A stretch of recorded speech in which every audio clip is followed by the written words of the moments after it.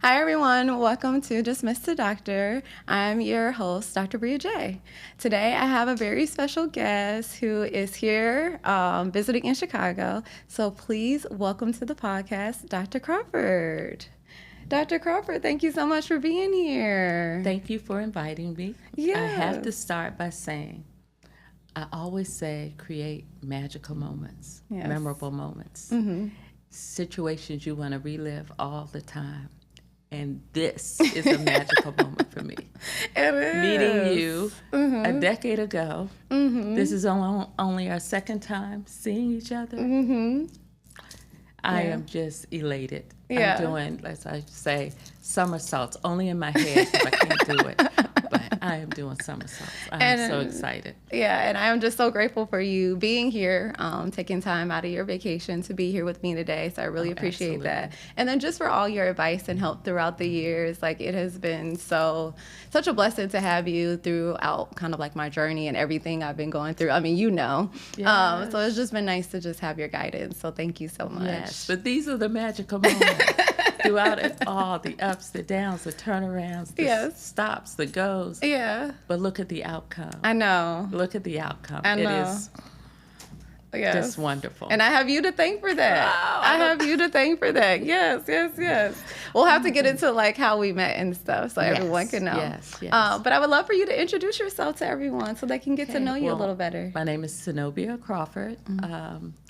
I am now retired, but let's see, my academic career started at the University of Maryland, College Park. That's where I did my pre-physical therapy work.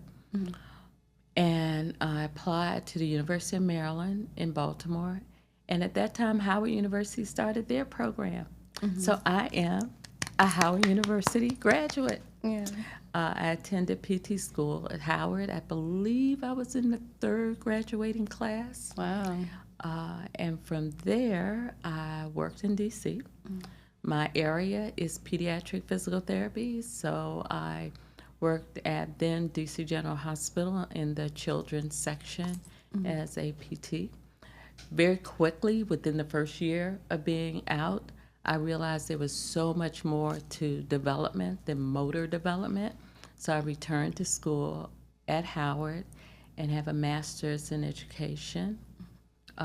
I started out in human development, but then went over to education. I just wanted to know, how do children learn and grow? From there, I felt like I still was curious. Like, it's so much, you have kids and they all develop at different rates. So I applied to go to graduate school for a PhD at UCLA. So I left the East Coast and went to UCLA in Los Angeles. And I need to say this. When I made that transition, Howard University had given me such a strong sense of self.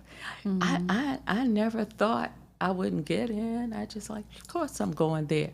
And I got there and what a culture shock. I think I was on campus in grad school, right? In grad school for maybe 2 years before I met another Black person in grad school in education. So my best friend, Kathy, Dr. Newman, is at Grambling University. We are besties, and we supported each other through my doctorate education. So I have a Bachelor's of Science in Physical Therapy from Howard, Master's in Education from Howard, and a PhD, Doctor of Philosophy, from UCLA, and it is not in PT.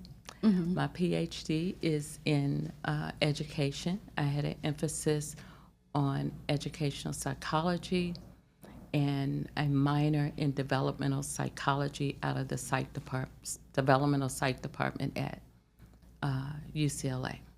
I returned to school some years later, so I also have credits in business. I was working on an MBA. And certificates in leadership. I'm a AAAS fellow. I did a fellowship for a year in government, a translation of, say, research to federal policy. So I worked in the research office of Head Start in the office of, I think it's called Department of what is that? Now I'm blanking on it. Human Services, Health and Human Services, HHS, Health and Human Services. So I've done quite a bit from that perspective, and went from clinician to finishing the doctorate, entered academia. In between that time, I've served as Associate Director of Education at APTA. Work with people like Jody Gandy, Joe Black, left that position, practiced for a while, have a family, did that thing, and then went back to education. Worked in academia at the University of Alabama, Birmingham, where I started my academic career when I finished a PhD. Then I went to Howard University and worked I was a student there, but worked in the it wasn't DPT at the time I was there, in the PT program. I've worked at also Alabama State University, and most recently retired from Hampton University. And that's where I met you. Yes. I feel like that's a great introduction to where I was going to say, like, kind of how we met. Yes. But yes, the resume is long. And that's the short version. So do you want to tell the story, or should I tell it? You tell it. I tell it. Okay. So during my pre-PT journey, this was in the earlier days, I always told myself that I wanted to set myself apart from other applicants.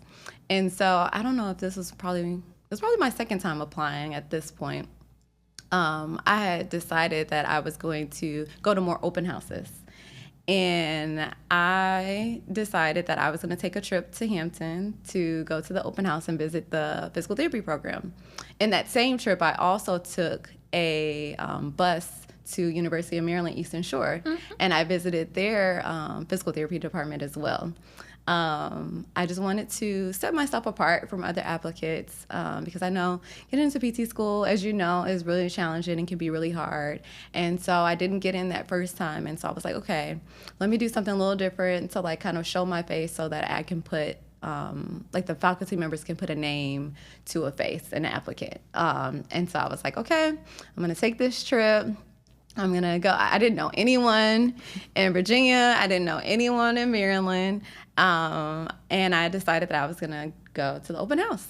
And so around that time that I booked this trip, it was also Hampton's homecoming weekend. I do remember that.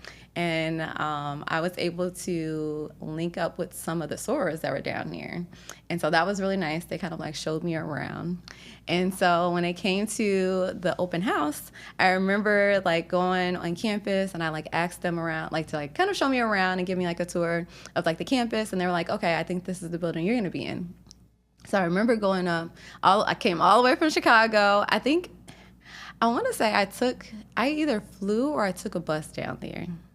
Because I knew I took a bus from Virginia to Maryland. So I can't remember how I got there. But anyway, came all the way from Chicago and was kind of trying to find where everyone was going to be at. And so then I come in, there's probably 2 other students there. And we're like, oh, are you here for the open house? We're like, yeah, we're here for the open house.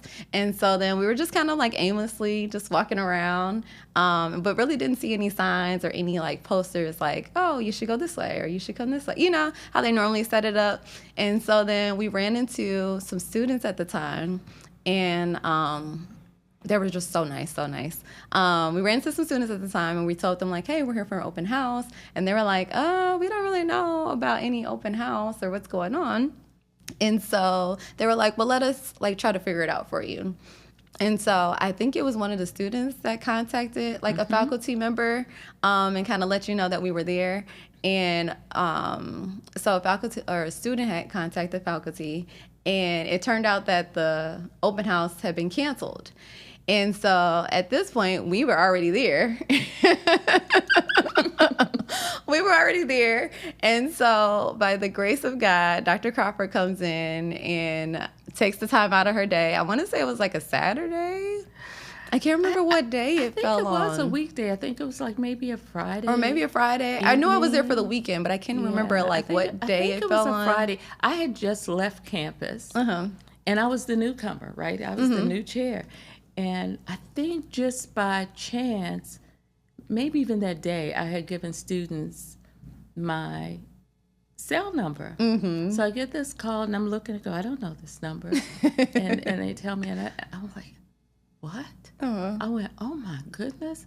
I said, well, if they can stick around, I can be there in 10 to 20 minutes. I said, but I'm nowhere near campus, but I'll come back. And I'm just so grateful that you did come back, because I wasn't going nowhere. And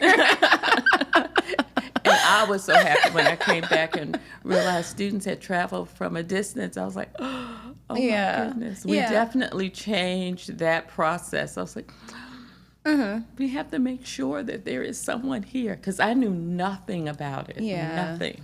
I was brand new. And so, we definitely, that's not a good look. But it turned out okay. Like, it was only three of us, and we kind of got our own like personalized VIP tour of everything. Of like everything. You like answered all our questions. So I am just forever grateful for you to just like coming back and taking like the time out of your day to like give us the tour. So that absolutely, that was just such a pivotal moment. So I literally really appreciate it. And then like we kind of since then have just like stayed in contact on LinkedIn, and then we exchanged numbers, and then you've just been helping me throughout my long journey. Yes, that's what's so great. It's so great. Yeah. Like I said, it's just the magical moment. I will be talking about this forever. Yes. And to find out that others that I knew and I was talking about, I said, you all have got to meet Bria. And we keep talking. Then I find out they said something to me. I said, that's her. That's her. So this has come full circle. So we embrace you. We bring you into our, as Rhonda calls it, our motherhood, our tribe. Yes. Thank you so much. Literally, you all have just been, it's like hard to put in words, because I feel like going through the journey, it's been so full of just like ups and downs and like rejection, disappointment, and it is very comforting to talk to someone who has already been through it, for a listening ear or like advice. So it was always just a pleasure to just like have you on the other side of the phone, and just offering any advice and wisdom that you had. So I was just so grateful for that during that time, and I'm still grateful for it now. Definitely my pleasure, because as much as I enjoy students in the program for finishing and fulfilling their dream, I get even more elated when someone whose road has been rocky and maybe have left the program finishes their dream. And also, in some cases, I've had the experience where I've talked to a student who wasn't in physical therapy. I think she was in occupational therapy and didn't make it that first semester. And to this day, I don't know how her and I connected, and I ended up speaking with her about it. And I was in court, actually, with my own daughter. And this young woman walks up to me and says, aren't you Dr. Crawford? I go, yeah. And she says, I just want to thank you for talking to me. And I said, okay. And she reminded me, I said, yes, I remember. And she was sharing with me that I said, sometimes God has to plan, and you will find your talent, your passion. And she said, you told me this. I said, I did. And she said, yes. And I said, okay. That sticks with us. And she says, I'm here because I'm now working in a special program for women and different things. And she said, I absolutely love it. And I was like, yes. So as much as it is exciting and great when students return, say to physical therapy, occupational therapy, whatever it is, and finish, it is just as rewarding, at least for me, when someone says, oh, that wasn't for me, I didn't make it, but this is, and I love it. Because it's my opinion, I guess, that any student who gets to the point that they've been accepted into a graduate program have everything they need to finish a graduate program. And there may be just a multitude of reasons why that doesn't happen.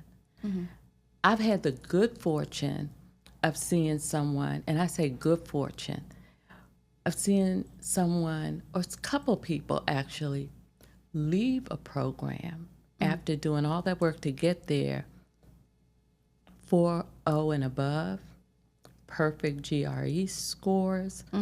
They had everything. And get there and say, I don't want to do this. Like, what? What? Yeah. You can make this. You can do this. But I don't want to. This isn't what I thought it was going to be. And walk away and do something else. And I say good fortune because it changed the way I looked at what some would call failure, or when you get that no, right? Sometimes we're going down a road that maybe wasn't meant for us. And these no's may be stops to say, hey, stop and reflect. Is this really what I want to do? Or is there something else where my talents will really be elevated? And I think that came from that experience because I was young. I was new PhD, like, what do you mean? You got you're doing fine. And the student walk. I mean, and not just one. I've seen that happen a few times. Really? And they go on and do something else, something totally different. And so each time I see someone in that, I'm reminded everyone that comes into the program has the ability, the knowledge, the ability, the skills, the talent to be successful in that. And if they don't, then we messed up as faculty, right? But I truly believe they do, because we get so many applications for these little few slots that when I was at Howard especially, we turned away good applicants who came there just to be in that program, and that's the hardest part for me, to have to say you didn't make the cut. And it's not that you don't make the cut because you're not qualified. You didn't make the cut because there's so many qualified people, right? So I do feel, honestly, that people get there, can do it. But then there comes this multitude of variables or reasons why they don't. You know, I've had people who work so hard and up into the moment to get there, and then get there and they're exhausted. And so when I meet them, I go, no, don't try to finish everything and come right in. You know, give yourself some time. You relax to come in. You got to look for apartments and all that kind of stuff. Or the person who becomes ill, or they lose a family member, or, oh my goodness, COVID came. Who wanted to go to school online? Nobody. Yeah, especially in our profession. I mean, I had a student in our program. She lived in India. So if she ever sees it, she know exactly who I'm talking about. I'm like, will I dare complain about anything when she's taking anatomy at 3 a.m? Oh, wow. Yeah. But she made it, right? I just, I've seen the heroics, and I've seen, the not so heroic. And that's hard for faculty, definitely for me as chair, because I talked to every last one of them, and that's not easy to do. And I guess if there's a statement I want to make, and I'm not saying this for everybody, sometimes we mess up as faculty, but I can say it for myself. My goal is for you to be successful. And when you're not, that is not a good feeling for me. And for every program throughout this country, when we mess up and you are not successful, and we bring people into a program and they're not successful, we get dinged for that. That does not look good, right? For anyone. So we want people to be successful, and really, we want that class that comes in to be the same number going out. And if you don't make it that first year, we want you to make it another time. But that doesn't always happen. I've had students say to me, well, everybody did this, so what you going to do about it? I'm in a situation where I don't make the rules. I have, when I teach business, I'm down here as a chair. There's a dean, there's a VP, there's a president, and there's all these policies I have to follow. So what we try to do is get you before you get to that point. Because once you're at that point, not a whole lot can be done often. Every program comes up with their safety nets. I think Hampton University was great, but we lost lots of students. We track you when I was at Hampton, they track folks all the way through. If you start doing not so well on the exam, you had a whole process. You've got to go and talk to the course instructor, your advisor, the chair. And we have to come up with a plan for you to be successful, right? Sometimes it works, sometimes it doesn't. And that's the hardest part of my job, the hardest part.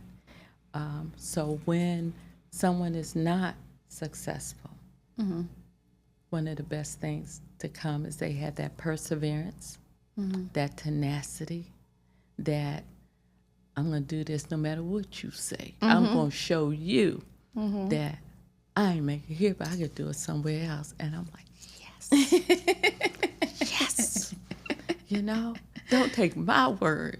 Do your thing, because you came into this program, which means you did have it. All kinds of things can cause that not to happen. Believe it or not, sometimes it's just error. When someone called me and said, Dr. Crawford, my grade is wrong. I said, really?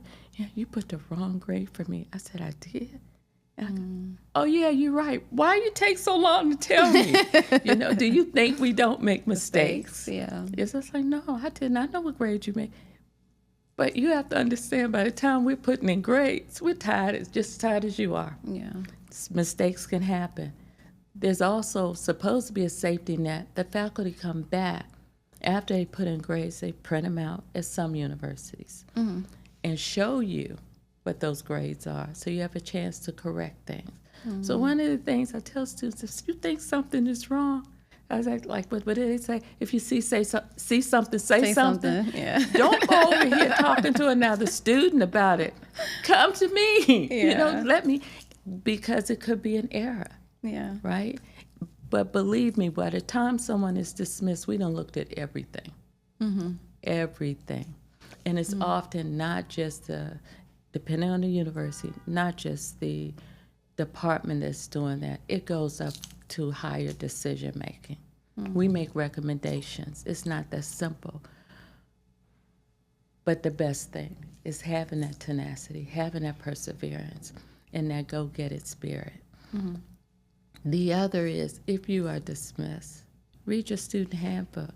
I bet in every last one of them, it says you have the right to reapply. But before you reapply, go and talk to those professors. Find out what they're looking for. Understand that. Honestly, most of the times, if, say for instance, anatomy, you don't do well in it, they want to see in that time you were out, did you go back and take an anatomy course, right?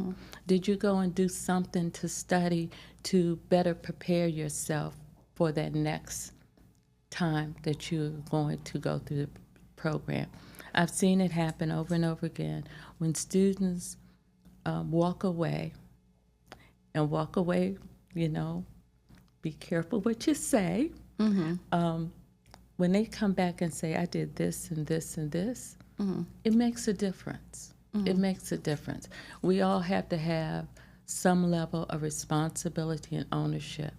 I have to have it as a chair, faculty have to have it, but students have to have it also, so that we come to a nice median and be able to figure out, where do you go from here?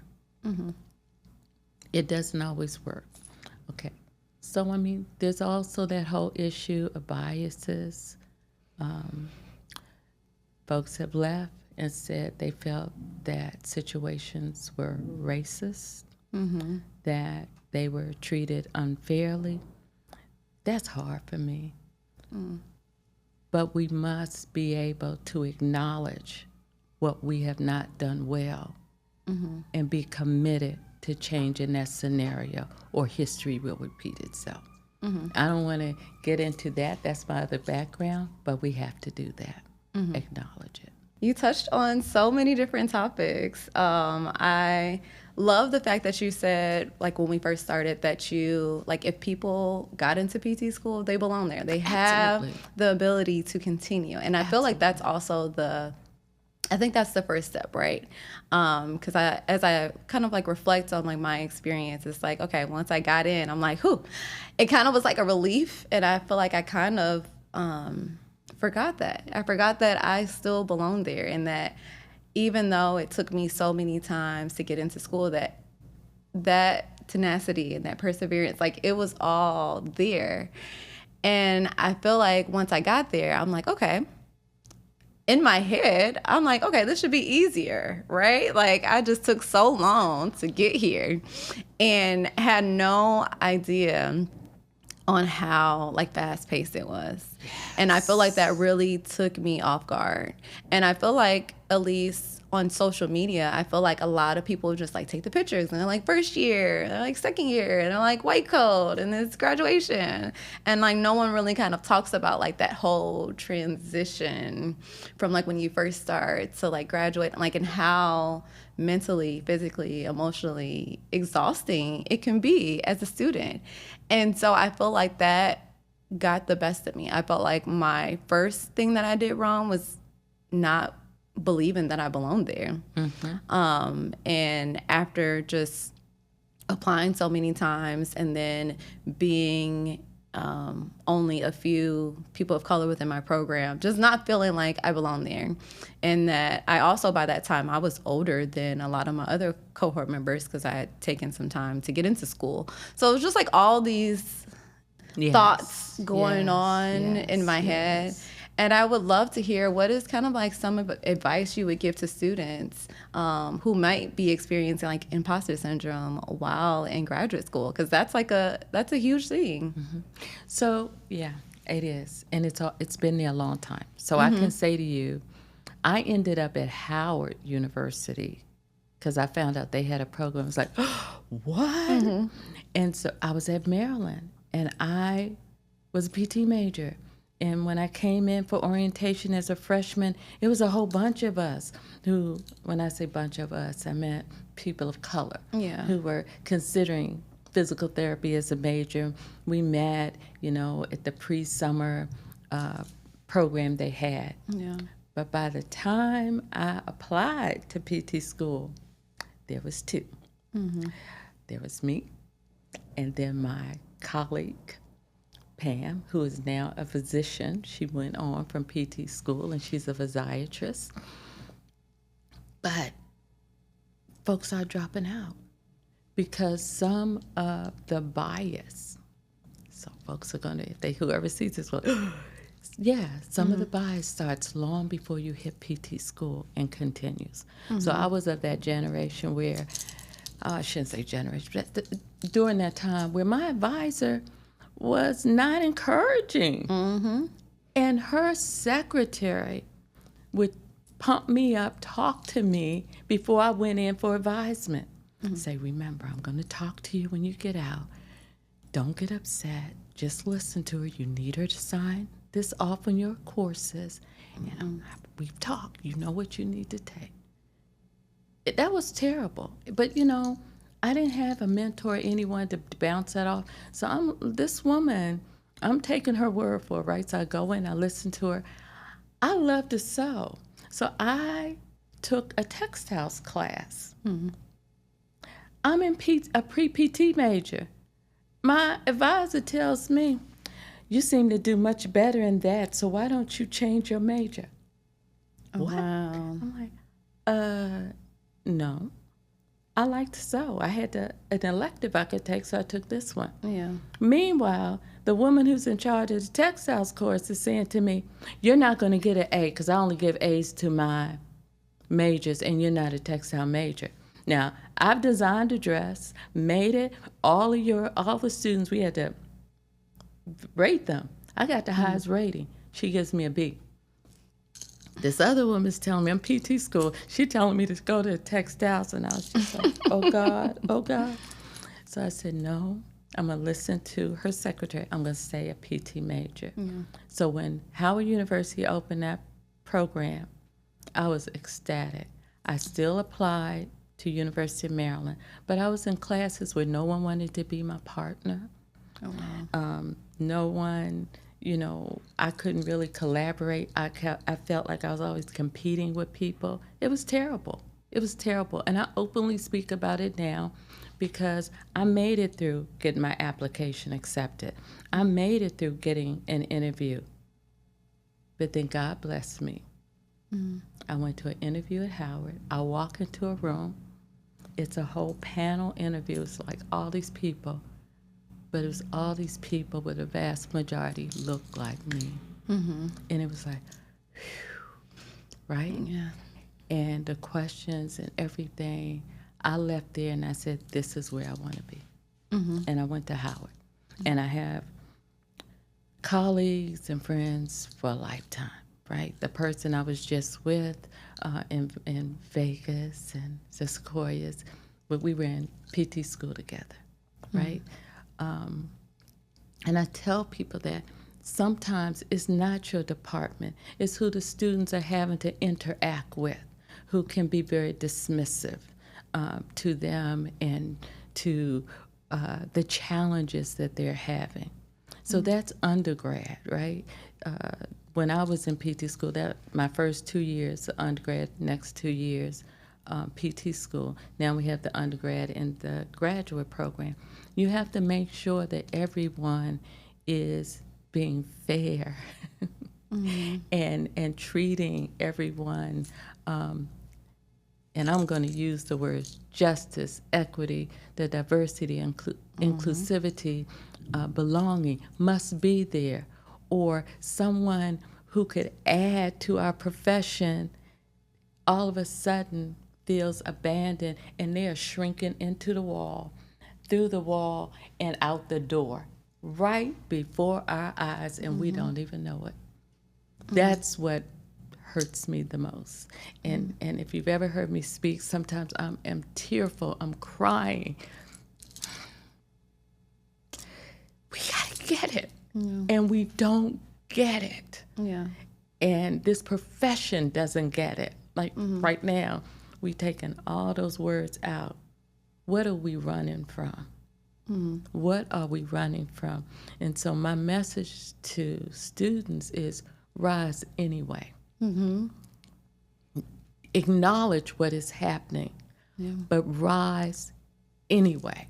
Mm-hmm. Because we stand on the shoulders of greatness. Mm-hmm. If there weren't my ancestors who had to go through so much, who had to struggle to even learn to read, didn't do that, I wouldn't be where I am today, right? Mm-hmm. So these challenges that I have now, I don't like them, but I pick myself up, brush it off, and keep going. Mm-hmm. I've always said, as I'm reaching forward, I must reach back and bring someone else along with me. Mm-hmm. It makes no sense for me to gain the world and lose my soul. Mm-hmm. What difference does that make? No, I want to continue the work of my ancestors. I want this world to be a better place for my grandchildren and for every generation that comes behind me.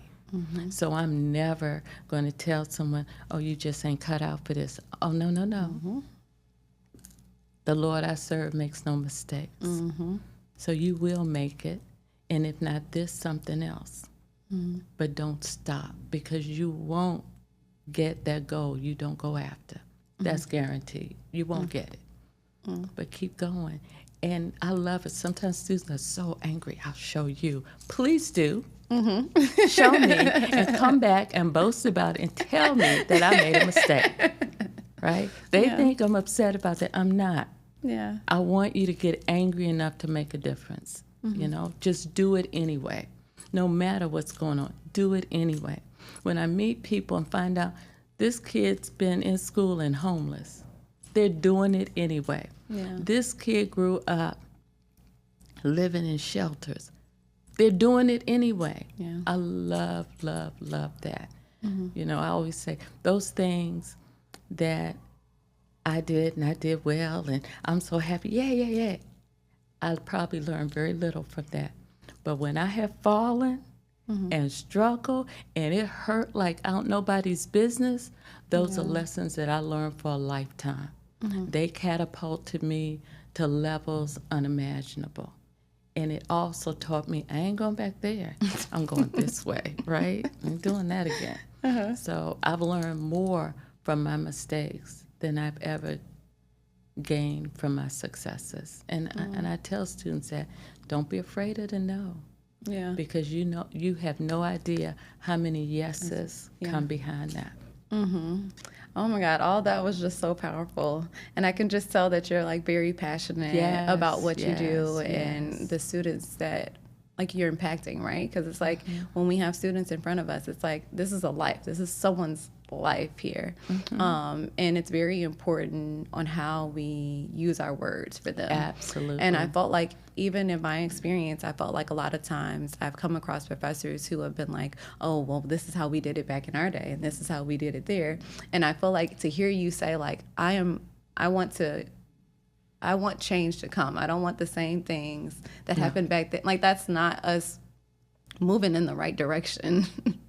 It's not, And so for you to say that and have that perspective is just so enlightening to hear because it just feels like it sometimes there's just a disconnect and not everyone is you, not everyone is you. And it's like some people don't have that mentality. Yeah. And so I would love to hear how have you encountered other faculty members that you feel like does not have the same like perspective as you? We talk about it. Okay. We bring it up, have these, we need to communicate and have conversations about it. And I encourage, probably as someone said to me, no, you're more of a dictator. I don't mean to dictate, but I would say professional development, be involved. You gotta continue to grow and be willing to be open to different ways of doing things, different perspectives. Now, there's going to be a whole lot of students out there going, but she wouldn't let us have a white coat ceremony. We didn't, and I know how important it is to folks, but I say, that's something doctors did. Why couldn't we come up with something else? And maybe, why don't we come up with something with a different spin on it to get students thinking about not, this whole glamorization of being a doctor, but the impact you're going to have on a community. So maybe it's adopting a community and working as you're working across 3 years, working towards something tangible with that community, right? I don't want people getting so caught up in having this ceremony that you forget that you got to go home and study. Yeah. Right? Because, like I said, there are a multitude of reasons why people are dismissed. And often it's because they didn't take I shouldn't say that. Let me stop. Sometimes folks need to take the time and study. Like when I was in PT school, I remember someone said, oh, you have this photogenic memory. No, I've been up all night, right? Like, no, I don't. No, I don't. I have to study twice as hard as that person because I know me. What you did may not work for me. It usually doesn't. I have to find what's my rhythm and go with it. I wasn't the person who could go to a party, come home, and study. I was the person, if I went out on Saturday, true story, I would get up on Sunday, shower, get dressed up like I'm going to church, and then go to the library. Why? Because a friend of mine told me, when you dressed up, you don't fall over and go to sleep in your finest. You stay alert, and it worked, okay? And I was that person who could get in that library when it opened at 9 o'clock, or if it was a 24-hour, whenever I got there, and stay until I finished everything on that list. Mm-hmm. Don't think that my ace in anatomy came because I was so smart. Mm-hmm. No. And I didn't drink coffee then, so it was really, I drink coffee now. It was a struggle. It was a struggle. Yeah. Through all of my education, no, I didn't have it like that. Yeah. I admired people who did, but I knew that wasn't me. Mm. And when this person said to me, you had this photogen, no, I don't. Yeah. Even in my master's classes in business, I was so out of my element. I would read the text. I was just speaking around about this. I read the text. I had a long commute to work. The text had a CD with it, and I would listen to the recordings. During my hour-plus commute to work. Mm-hmm. And they said, oh, you really know that stuff. No. Mm-hmm. I've been listening to this thing. I done been over this chapter about 5 times. Yeah, the repetition. Yeah, so when I hear stuff, it comes back, right? But a lot of work goes behind that, and no two people are the same. The way I study is going to be different from you. The way I deal with a challenge or anything that's interrupting my day is different from you. I can't expect that. And I think something a student said to me bothered me so badly, a student who was being dismissed. And she said, well, I heard that, you expect students to do everything you did because you had all children and marriage and you still did this. And I was like, what? I went, who told you that? Mm-hmm. I said, so let it be clear, if there is one thing that if I could go back and do it over, it's trying to juggle marriage and children at the same time. Mm-hmm. So let it be known, I'm divorced after a 25-year marriage. It's hard. It's so hard. And when she left my office, I just went, what? Yeah. I said, that is not the message I would give to anyone ever. I value family so much. I would not. I would say, let's put this aside. And my professor actually told me that in my PhD program. I didn't listen. Focus in on what really counts. You can go back to this, but you have one time with your children, just one time. You can't go back to them because they're changing. You can go back and get a degree anytime. Anytime. They just had some lady almost 100 get a degree. It's never too late. It's never too late. And people always say to me, well, I'm so old. I said, okay, so this degree is going to take you 2 years, 3 years. How old will you be? And they tell me, and I said, and how old will you be if you don't do it? Are you either going to be that age with the degree, or you're going to be that age without the degree? Yep. He said, well. So, so I think we have to have that success in mind and understand that sometimes people just don't want you to have it. Yeah. And you got to go around that. What do they say? Around, over, under, through, but get to the other side. And get there. And just acknowledge everybody's not going to be on your side, And then you have to know your rights. Sometimes students give up too soon.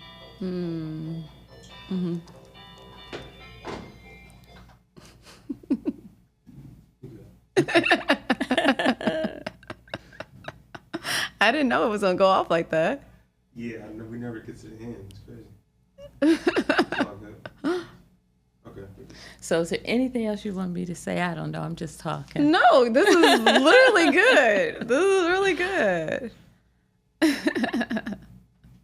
So here's the thing that I didn't say.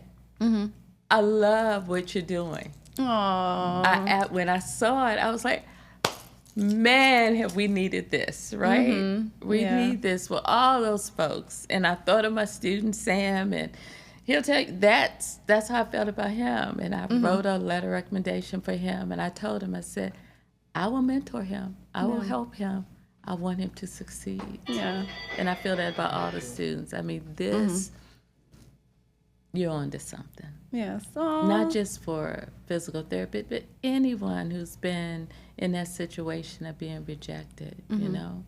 There's a silver lining, but we have to get to that other side. So bless you. Oh, thank you. That means so much coming from you. Yes. And I also just want to say thank you so much for just like all the work that you have put in throughout the years, because sometimes it may feel like you're fighting against a whole village and a whole system, because one, if we are already saying there's not a lot of people of color within the programs, I can only imagine how it is with faculty members, because within my program we didn't have anyone of color. So I can only imagine the experience and how different it is in the background, you know, because as a student, we don't really know that perspective, but just listening to you talk, I can just hear like how passionate you are, and how even if someone is going through dismissal, it's like, prove me wrong. Like, I want to see you win. I'm not here to put you down. Like this is something that happened to you, but that doesn't mean that's not your story. Like it's not the end of the book. Like there's still more chapters to come. So keep going. I feel like at least what was hard for me when I got dismissed was that, like, when I had that conversation with my director, it was more so like a discouraging conversation. It was like, okay, I'm here in this situation. I can't go back in time. But I felt like the conversation could have been different. Yeah. I felt like instead of her saying like, oh, you know, you can go to PTA school, and there's nothing, I'm not saying PTA is like not, that's a great profession, but it's just like, what's for me is for me. And I felt like, you know, they mentioned PTA. My advisor told me I should be a social worker because I'm so passionate about working with people of color. And I'm just like that. And for a minute I thought about it, because like here I am going through an emotional state. I just got dismissed and all these things are running through my mind. And I feel like I just really wish the conversation was different. But in a sense, I wouldn't change a thing, because something in those conversations, I know something. You're what I was talking about. Look what you are now able to give to so many. Yeah. To so many. Yes. Because, I mean, I was like, when I mentioned it to Sam, he goes, oh, yeah, Dr. Crawford, I know what you're talking about. I was like, you do? I was like, oh, my goodness. Oh, my goodness. Love it. I'm literally just so grateful for the journey and everything that I experienced, because you're right, like something sparked inside of me, and it was just like, watch this. Like, if you're saying that I can't, I know that I can, and the only person I'm listening to is God. Like, that is who I follow. So it's just like, what you say has no value to me. Yeah. And so I just feel like I just appreciate you for having those conversations, but still being like, I know these are the circumstances that like we're here, but like I have to follow the protocol. And then it's just like, even when I dismiss you, that doesn't mean you can't come back. That doesn't mean that you still can't apply to another school. Like, that door is still open. You just have to, I feel like students at that time just have to realize, like, and this is what, when people reach out to me and they're like, oh, like, what did you change differently, or what fueled you? And I'm like, one, I took the time to just like reflect and just figure out, where did I go wrong? Like, what happened? And see, that's what I didn't say. Yeah. That's where I lost my thought. He said, you don't necessarily have to have done anything wrong. Yeah. I had one student, her parents flew in to speak to me. I had everything laid out. Yeah. They said all this stuff. And the best part of this, I didn't have to say anything. The students said, no. Mm-hmm. Hampton University was the only school that gave me an opportunity. Mm-hmm. What I didn't say on your podcast is, it's hard. Parents come in, people say stuff, they're like, you try it, right? Yeah. You come in here and do this. Mm. It ain't easy. And, you know, that's the piece. I felt so sorry for her, and I'm listening to her parents, and I gotta be professional. I wanted to say, shut up, you know, stop it. Yeah. You know, you may be the reason she didn't. That pressure, stop it. I have told students, if anybody give you a hard time about being dismissed, tell them, call me. Mm-hmm. I said, because at Hampton, it's the university. 3 B minuses, and you are subject to dismissal. across the board. I had nothing to do with that. I'm like, when I came in, I said, what did you say? What? That's hard for anybody, especially in a graduate program. And these parents then flew up here, all high and mighty, getting on their door. Oh, I was hot. So probably I didn't need to say that on there because anybody would, if it's them, they don't know who I'm talking about. I thought it was awful. Yeah. And it made me start saying, if anyone has questions, they can speak to me. Yeah. And that's why I say, if someone is dismissed, don't think they're a failure. No, in these programs, in grad school, you can fail, but it's not like they got 50s or anything. These folks are walking out the door with 78, 80. Yeah. You know what I mean? That's not a failure. Yeah. Right? So. That helps us keep our 100% pass rate. Okay? Honesty. Yeah. Right? But that part, ooh, you talk about lighting a fire in me. Oh, I hate that. Yeah. I just,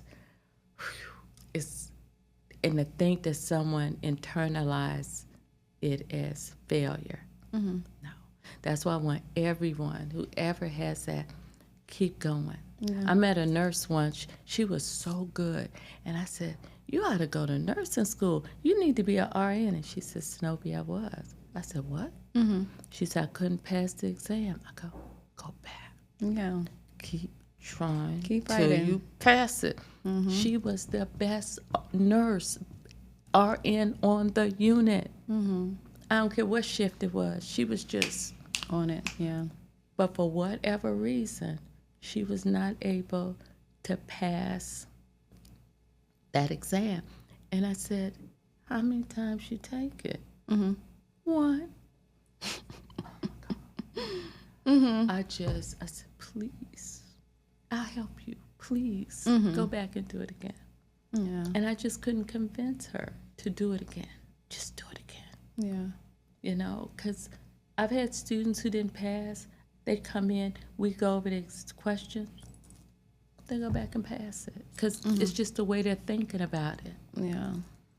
So I could talk forever about that. No, but that's you are that's on to something. It's a very great point. This is needed. So I'll be sending everybody to yeah. those who've made it, those who haven't. Because some people we need struggle. this community, and we need people to know, like, to your point, like this. To me, I always say, like, all the rejections and the failures I went through were all just redirections in my life. Like, if I failed at this moment, it was because I was supposed to learn a lesson in that season. And me being dismissed just allows me to sit here in front of you today. So I'm just so incredibly blessed and honored to be here. And so it's just like I can't look at those as failures because they brought me here. Absolutely. And so I feel like a lot of times when people go through it, they do look at it as a failure and they're embarrassed and they're ashamed. And it I blocks love that. out so much. Yeah. It's like God had a plan for you, and now this came as a barrier, and you can't let it because we don't know who we're blocking. We don't know what they're going to do. And look at you. Yeah. Look at you.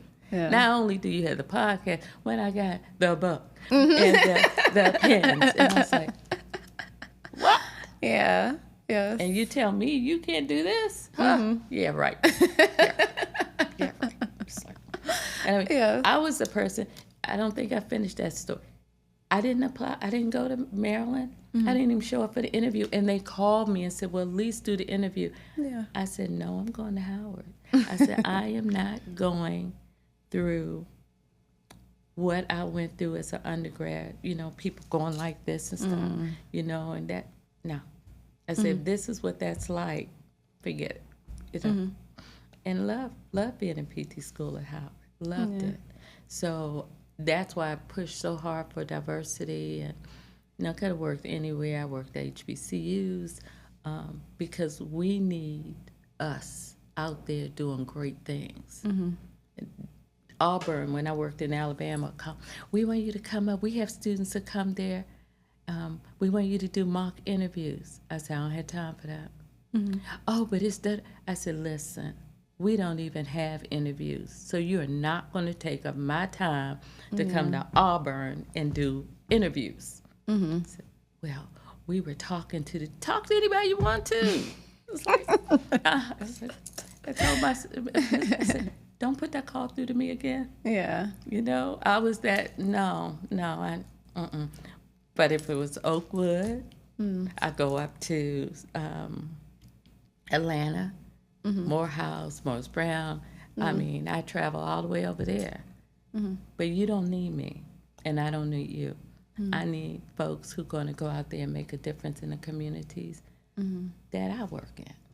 And that's who I was. So, no, I'm not always going to be invited to everywhere because I have a name, a reputation that she ain't going to go for that. So, that's it. And I was just telling Rhonda, when I was chair, anyone, certain folks, when we offer you admission and you say no, and then you flunk out somewhere else, and then you want to come back to the HBCU, no. I said, I'm building a reputation. I don't want to be your fallback school. I want to be the school. Yeah. And if I got to be your fallback school, bye-bye. I wouldn't do it. So when we offer you admission, you know, we talk about diversity. We offer you admission. Come on in. But if you thought we were just your fallback school, they were like, Dr. Crawford, please, they really want to come here. I said, how many people do we have on the wait list who this is their first choice? Yeah. I said, I don't do that. The whole time I was there. And when I left Alabama State, my colleagues there said they noticed the difference. All of a sudden, it changed. Yeah, that's a whole nother topic. It changed. That is a whole And nother topic, we have white folks, you know, diverse people in there. But, honey, they wanted to be there, right? But if you didn't, you ain't coming back. You better take that admission the first time because it won't come again. Not when I was But there. I love that you say that, though. Like, we are a lot of people's first choice. So we want to be the first choice, not when you go somewhere else and find out you can't make it and you think it's going to be easy over here. Yeah. And that's a whole nother topic. Yeah, it is. You think it's because it's an HBCU, oh, I'm going to do this. And then you're dismissed. And it's like, oh, this is this school, and this is like... You're like, I'm just sitting back and watching. Okay, you came clean across the country to come here because you thought it was a pushover. Say, sorry, not sorry. And now you know. Yeah, it's like, sorry, you know. sorry, not sorry. Now you know. No. But I just love that you kind of have have shown how passionate you are and how this means so much to you. Yeah. So I just want to say thank you so much for all of your hard work and everything that you've done, because just being a chair, being a part of the faculty, like, you've been a part of a lot of those conversations, whether it's this dismissal, the admissions, like, you've been a part of a lot of those conversations. So I just want to say thank you for advocating for the students that you saw that had the potential and just being that light that they needed, especially being a woman of color in the position. Yes, so I know sometimes that can be really hard. And really challenging. So I just want to say thank you. Yeah, color, women, push forward anyway. Yeah. So I mean it, Bria, Dr. Jackson. Oh my God. This is it. This is it. So now you've just opened doors for so many. Yeah. So many. This is wonderful. Yeah. Well, and thank you for inviting me. I hope I did you justice. No, you know, of course. I know say can be controversial. I do. But I'm being honest. I'm retired now and I won't get fired. Well, as we wrap up, I just want to say thank you so much for being on the show and just taking the time to be here with me today. I really appreciate it. I would like for you to share like any socials or Gmail or how people can reach you if they have any questions. Senobia Crawford at gmail.com. Okay. Please make sure you identify yourself. Let me know why you're calling. Communicating. Do remember I'm retired, so it may take a while. I don't check communication like I used to. So, but don't give up. Don't give up. I do get to it, especially if you identify yourself as, say, a student or whatever. I will.